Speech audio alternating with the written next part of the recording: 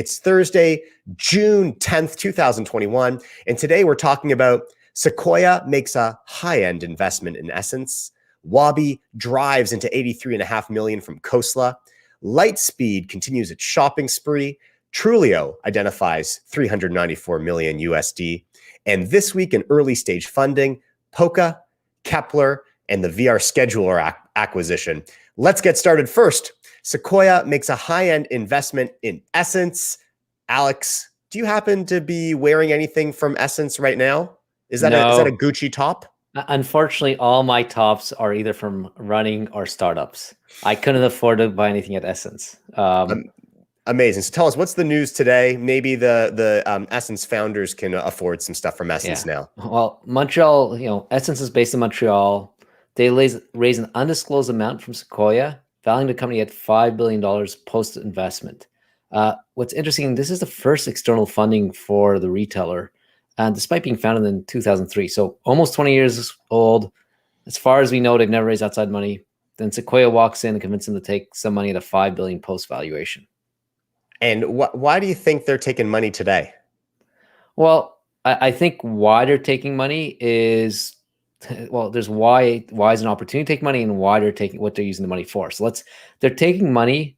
They can take money because they've built a global technology platform for high-end commerce, like high-end brands. It's predominantly apparel, but they've got branched out into technology and stuff like that. And they've done a few things. It's more than just an e-commerce site. They create content, which apparently accounts for 30% of their customers actually buying stuff. They sell to 150 countries. They have a retail location, and I think the last year, like with so many other stories we talk about, they had a boom because of COVID.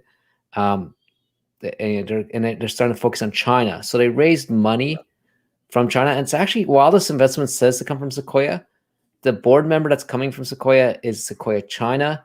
So I'm not sure if this was a Sequoia China decision to drive us to help them penetrate the Chinese market, or this is actually, or if it was a Sequoia investment, but the partners in China urged it.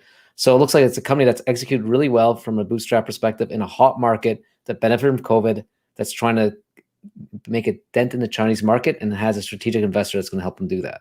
All right. So you're saying it's hot. Do we have a sense for Ssence's numbers? Do we know how hot it really is? Hard to tell. They are private. They've been bootstrapped. I looked around from an article from 2 years ago, said they were targeting $1 billion Canadian for 2020. A couple of sources estimate revenue. That's in sales. And is that like a sales GMV type of thing where they're taking a cut of that? Or again, I think it's more like a traditional retailer. I think it's a bit of both. It's a blended. It's not really clear. The other sources I looked at based on traffic and conversion estimates their revenues are 600, or in the 600 million USD range last year. Got it. So hard to tell.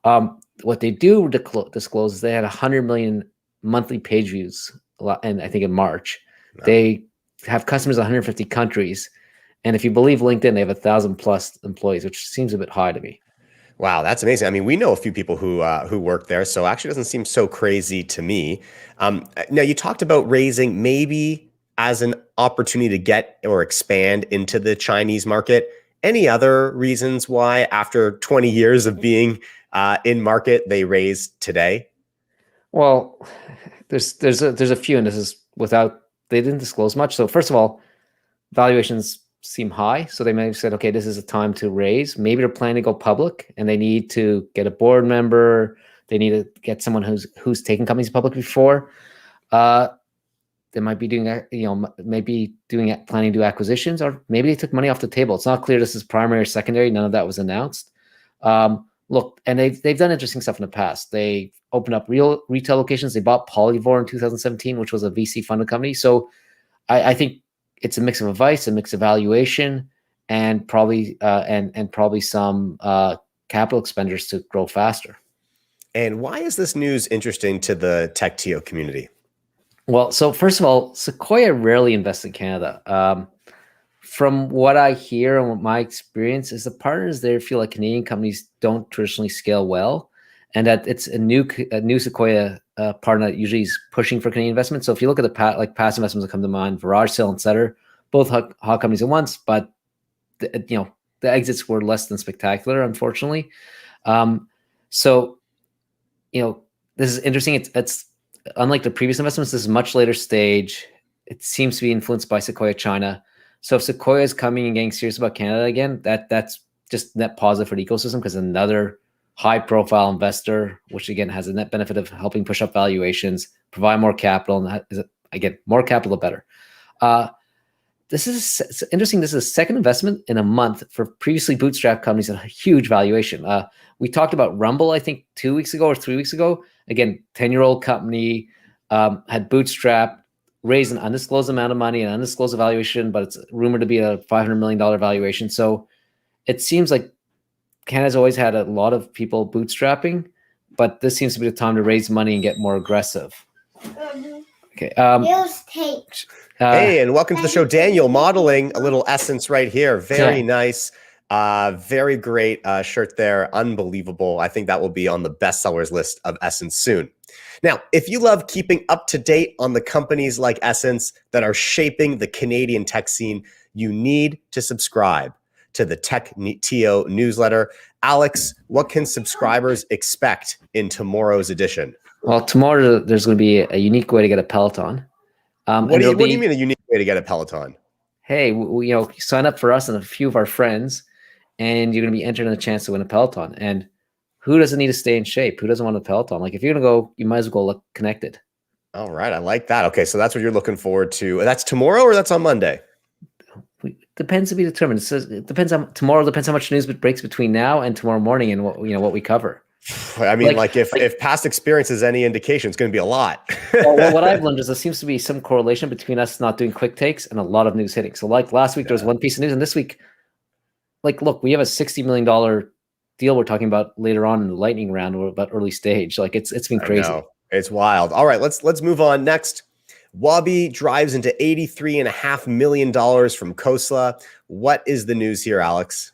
Well, Toronto-based Waabi is a new autonomous vehicle startup.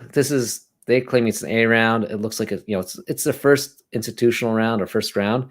They raised $83.5 million USD from Khosla Ventures with participation from Uber, Aurora, 8VC, Radical Ventures, Omer's Ventures, BC's Women Tech Fund, and a bunch of AI expert angels. Yeah, a lot of friends of the TechTO community in there. Yeah, and the founder here is Raquel Urtasun. Not good at pronouncing her last name, so please apologize for me butchering it. She's spoken at TechTO before. She was the head of Uber ATG in Toronto. And so tell us, you said a little bit around what they do, autonomous vehicles. What exactly are they doing in the autonomous vehicle space? So they're focusing on bringing autonomy to long-haul trucking. This is interesting for several reasons. First of all, Uber, at their previous job at Uber, they were focused on autonomy for Ubers. So that's dense cities, complex traffic. So her going from, it's interesting to see her focus from cars to long-haul trucking, very different space. Mm-hmm. And it's a very competitive space. And so Raquel believes that they have an innovative approach to simulation and machine learning, which will lower the time it takes to market and the amount of capital it takes to market. Because lots of these companies have to buy a lot of trucks to test out the results. They believe the simulation and machine learning and almost giving the truck a brain will allow them to be on the road faster with a lot less investment than actual proving out of trucks. So they're using what's called a closed loop simulation program. Wasn't there some controversy around long haul trucking with Uber and Google not so long ago? Yeah, but that was a whole different team. And again, and the good thing here is that was Uber hiring people from Google, and this is now Uber shut down sold ATG actually to Aurora, and they didn't particularly buy the Toronto office. So I don't think there's a conflict, and both Uber and Aurora invested. So I don't think you have any chance of that here. Well, smart move to get both Uber and Aurora to back your new thing. That will definitely, hopefully, guarantee less lawsuits on this one.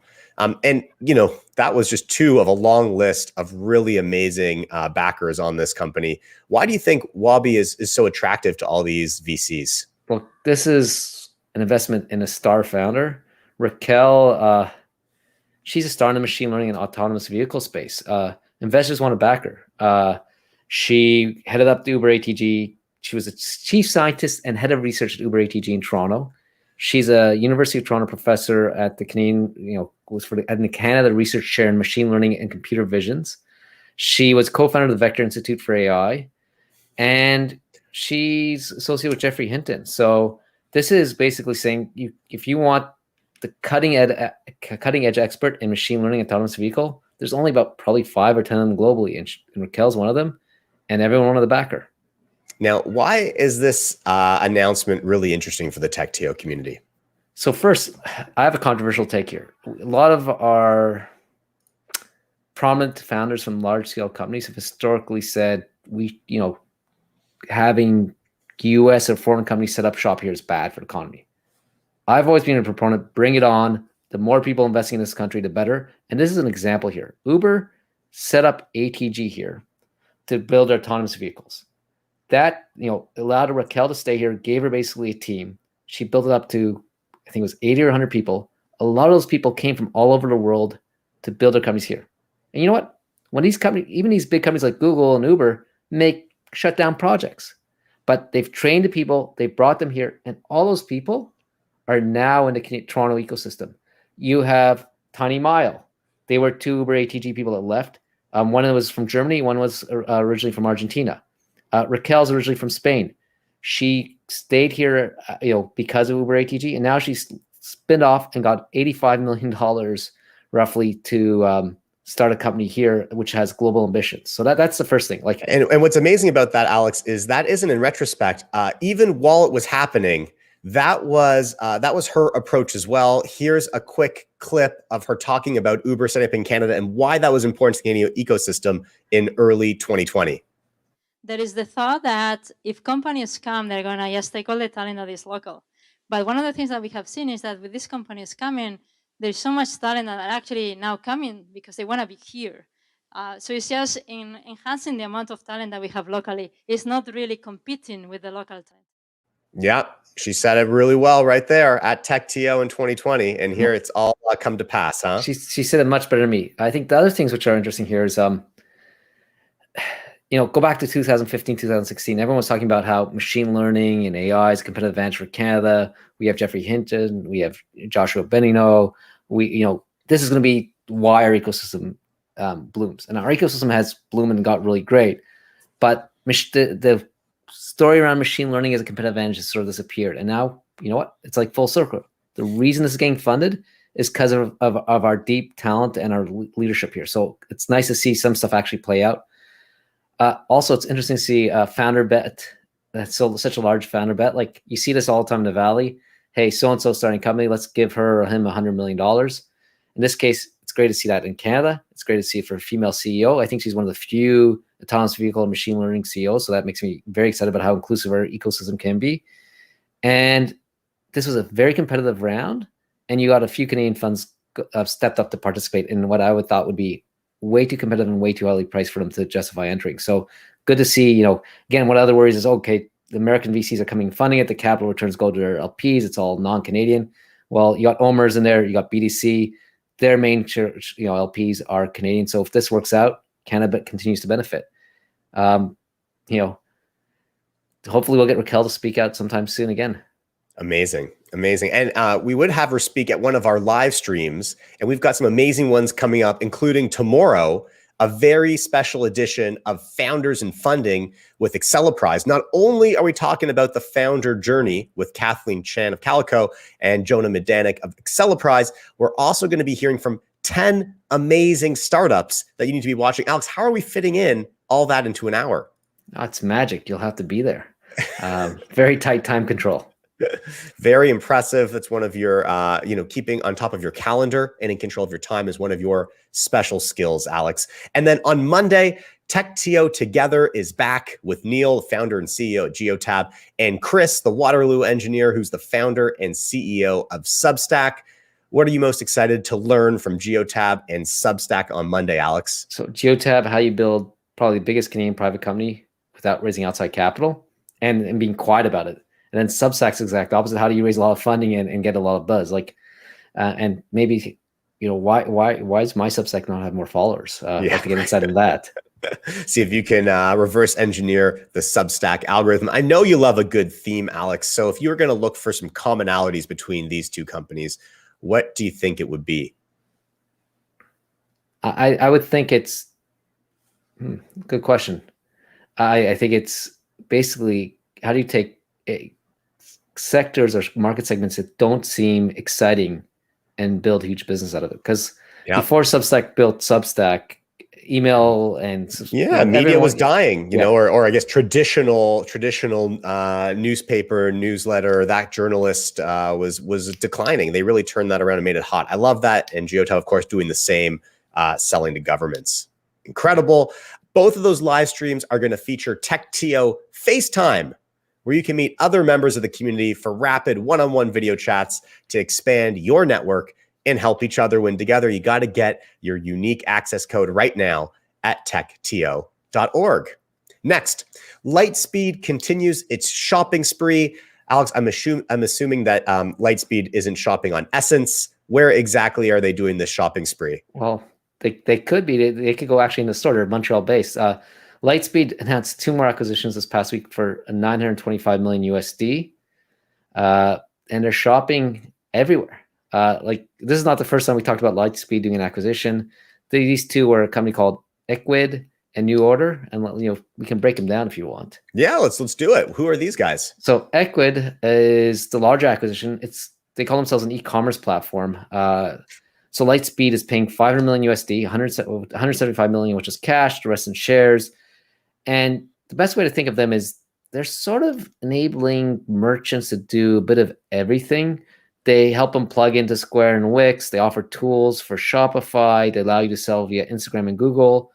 And it's, in a weird way, it complements and competes with other e-commerce platforms like Shopify. And they're founded in Russia. They recently raised 42 million USD from Morgan Stanley and Peak Spend Capital, not your household names for venture capital. They have 130,000 paying customers and 20 million USD revenue growing at 50% year over year. So decent traction, growing relatively quickly. But they decided to sell for 500 million. I guess, what's that? 25 times revenue. Then you have New Order, which interestingly also has 20 million USD revenue. So I guess if you have 20 million USD revenue and you're in e-commerce, call up Lightspeed.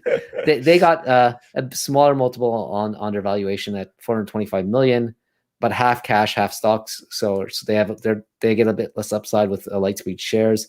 What's interesting is they are a B2B ordering platform that basically connects wholesalers, brands, and retailers. And, Lightspeed Supplier Network was launched a little while. They use Convictional, who we talked to on Tuesday on our podcast. So that fits into that order, that part of the business. And they have 3,000 brands and 10,000 retailers using the New Order platform, including a company called Canada Goose, which you may have heard of. 11.5 billion in orders were processed through that network up in the year ending March. So pretty interesting here. So what's the opportunity for Lightspeed? Why do you think Lightspeed's made these 2 purchases? Well, I think, go back, I don't know what now, 24, 36 months, Lightspeed was considered a POS system. Hey, we're going to help you collect cash in your retail location. We'll do it with a more modern approach. Lightspeed is now becoming omni-channel, multi-channel, helping you connect with your suppliers. So what Lightspeed is doing is using their currency, their stock, to basically build a much more robust platform, which can basically capture all share of wallet, offline or online. And if you look at it, they look like they're trying to compete with Shopify. Okay, it's a little Montreal versus Ottawa here. Very nice. What's your take here for the community? I mean, besides if you've got 20 million ARR in e-commerce to call up Lightspeed. Well, I've never seen this before. We got a David versus Goliath story building here, right? Like, you've got Amazon, the behemoth. You've got Shopify, which I don't know what the current market cap is, 100 billion, and you got poor old Lightspeed at 9 billion market cap, all going to build the future of e-commerce. And you've got Amazon, we are marketplace, Shopify, we power the rebels, and then Lightspeed, I guess, powering the smaller rebels right now, are the people that weren't rebels to start with.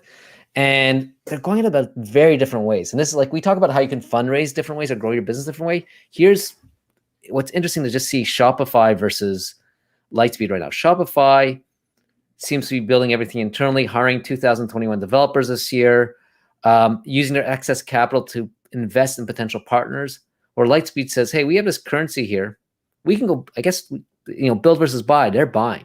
and so this is, to me, this is interesting. Which strategy works out? Do both of them? And I think the acquisition tool is not a tool Canadian companies use enough, because acquisitions are hard, but if you can build an arm to acquire companies and integrate them well, you can build massive companies like Cisco. People don't talk about Cisco as a big company. It's still a huge company. For 30 or 40 years, I don't know how long now, they do the product development, they build a company, but it's predominantly been through acquisition. And it's been a huge strength for them. So if Lightspeed can replicate what Cisco's done, but in e-commerce, they're going to be bigger than you expect, quicker than you expect. And it's a very interesting strategy. I'd like to see more companies pursue. E-commerce. If you're in e-commerce and you're doing some software to help people transact in retail, or, we have a lot of startups in this space.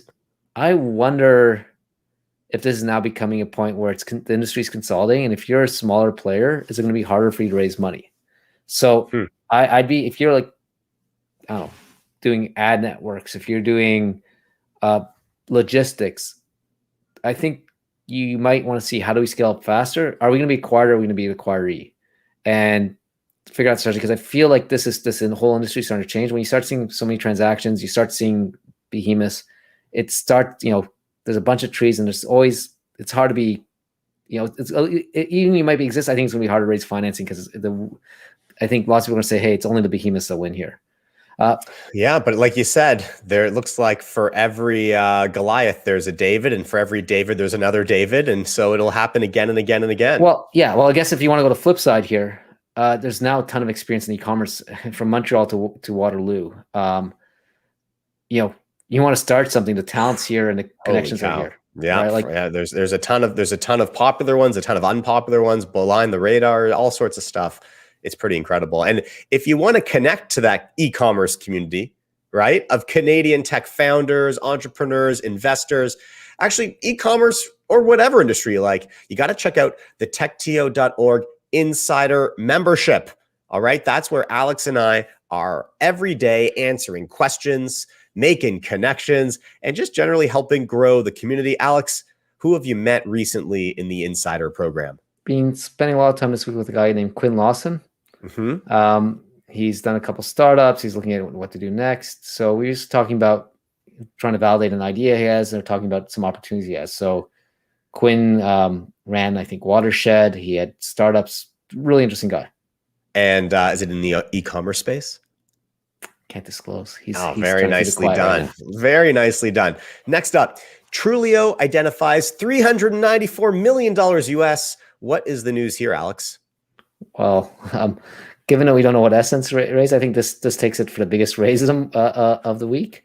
Vancouver-based Trulioo closed a $394 million USD round, valuing the company at $1.75 billion, and the round was led by TCV with City Ventures, Bloomberg, not Capital, and not Bloomberg like the mayor, another Bloomberg, Moral Capital, and American Express Ventures participating. Wow. Okay, so tell us a little bit more about what Trulioo does. So have you ever had to get your ID verified online? Is this like a rhetorical question, or are you actually asking? No, I'm asking you. I'm asking you. Of course. So Trulioo has a bunch of tools to make that possible.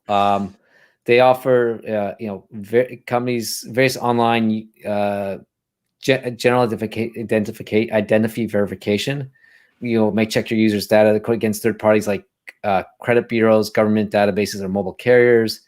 They also have what they call document verification that allows business to easily match users' document data with databases and data vendors again. So one will identify your ID, will then see, is this a real document? And finally, the biggest challenge as we get more digital is, and every country has a unique set of rules and regulations. They allow companies to operate and do this ID check globally. So they have so if you're a Canadian startup and you're identifying something in Venezuela, Argentina, they know what regulations, what rules to put in place. And so basically identify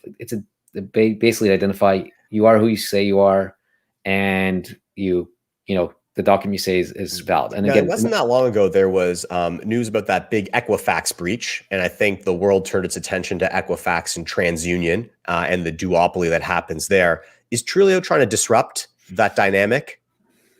Well, that's more credit score. I think the way I think of Trulioo is they're the API for something that lots of companies need and they don't want to do, and it's more identification. Well, I look at Equifax and those guys, it's just saying, here's what your credit score is. Got it. Now, you mentioned they took the cake for the largest raise this week. Potentially, we don't know what Ssense raised. Potentially, okay. What are they going to do with this money? And what does it enable them to do? Well, this is basically for growth. It's a simple thing. Like they said we're going to use this to expand markets, get more customers. Look, they're relatively big already. It's like they already, even before, combine this round, they've now raised $475 million USD. They claim to have 330 million businesses using their service, which reaches 5 billion consumers. I'm sure is overlap there, and they have 240 employees. So my guess here is it's probably a bunch of new product introductions to get more money from those 330 million customers, and to grow from 330 million businesses, I guess it costs a lot of money. And what is the signal for the community, Alex? Like, what's important about this raise? Well, I think this goes back to something like lots of people get fascinated by early stage and companies tackling what seems like a big problem. Mm-hmm. And here's a company that specializes in a small but painful problem with wide applicability. So, again, you could say it was a big total addressable market at the beginning, but here's something that you look at and say, we're gonna help companies verify ID.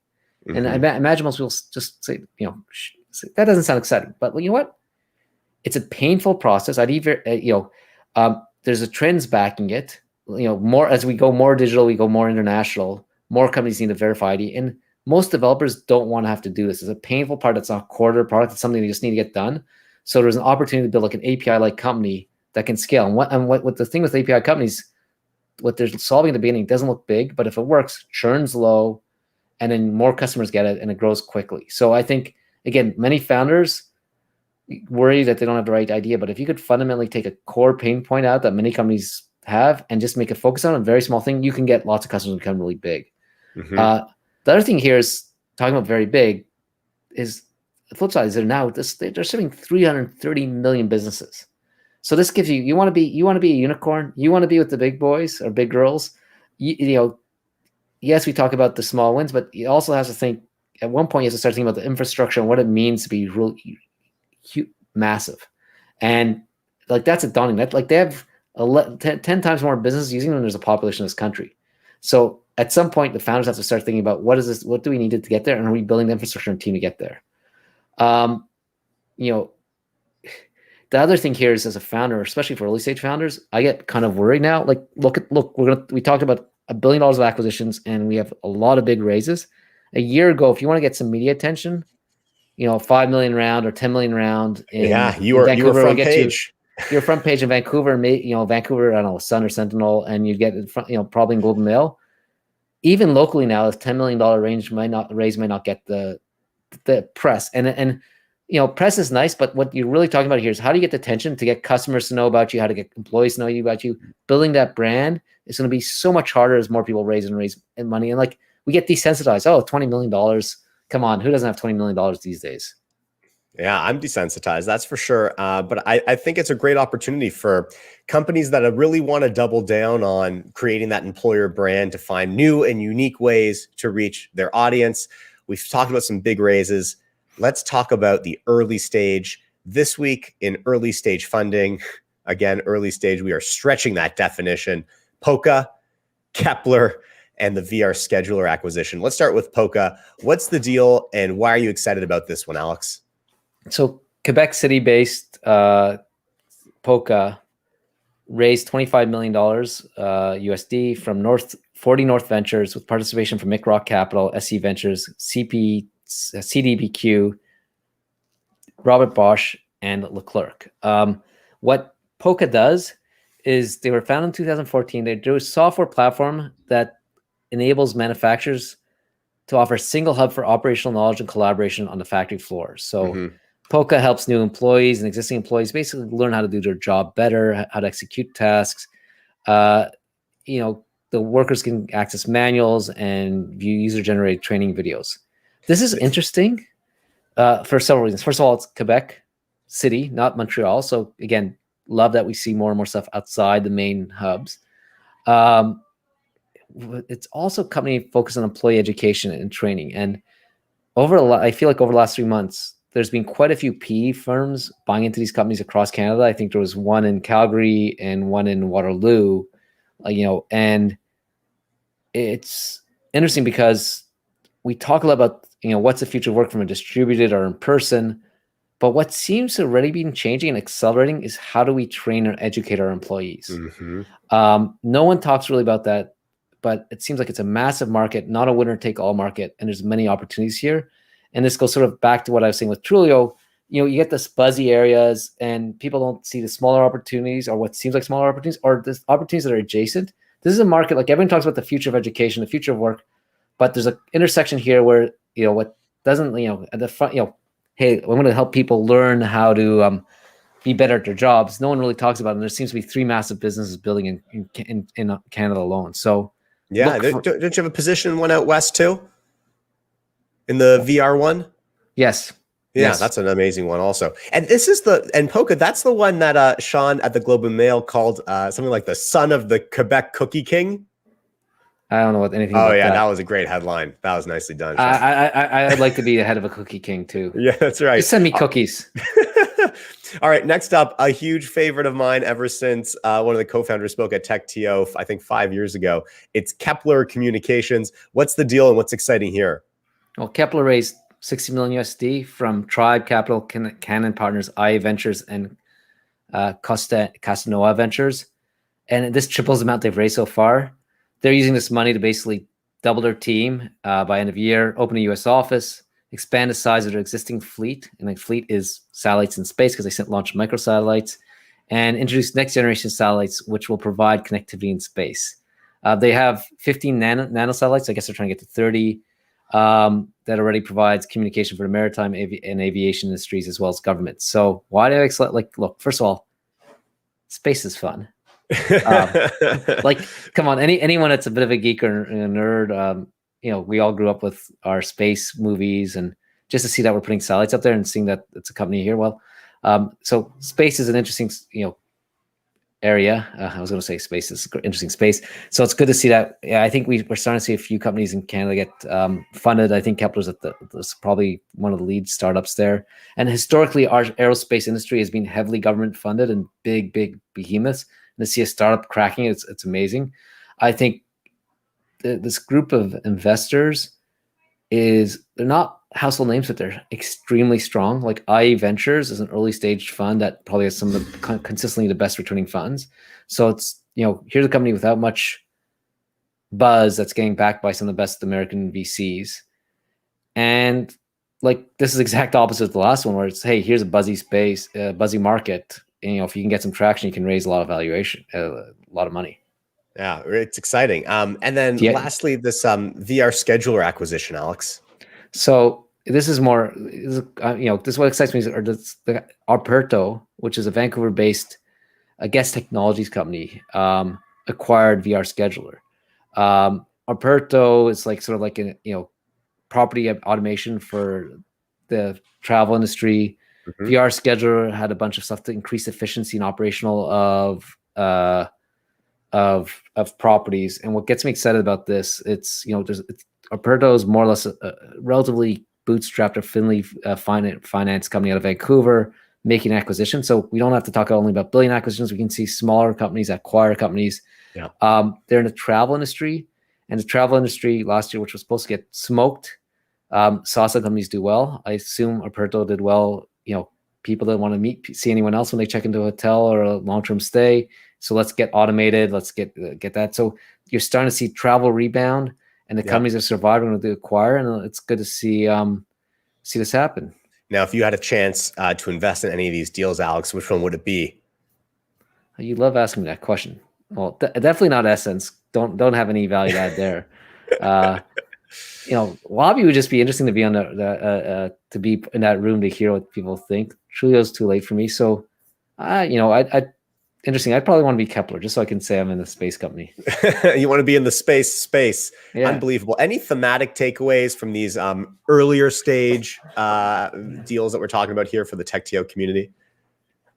Look, it's a continuation of what we've seen all year. Capital's out there, build something that has a unique value proposition, and no one's scared to invest in Canada anymore. Just build something amazing and you'll just capital out there for Alex, we're trying. Unreal. What a week in Canadian tech. If you haven't already, you got to like and subscribe to TechTO wherever you're watching or listening. And we're going to see you on the inside. We're in the business of delivering impossible things. We're in the business of delivering things that nobody's ever seen before. If you build that culture, you'll come up with really cool and innovative stuff, and literally could be in the next multi-billion-dollar idea. So this conversation is largely going to be about scaling yourself and scaling your leadership team. I want to talk about one of the biggest struggles that I think a lot of startups face early on, which is building initial traction.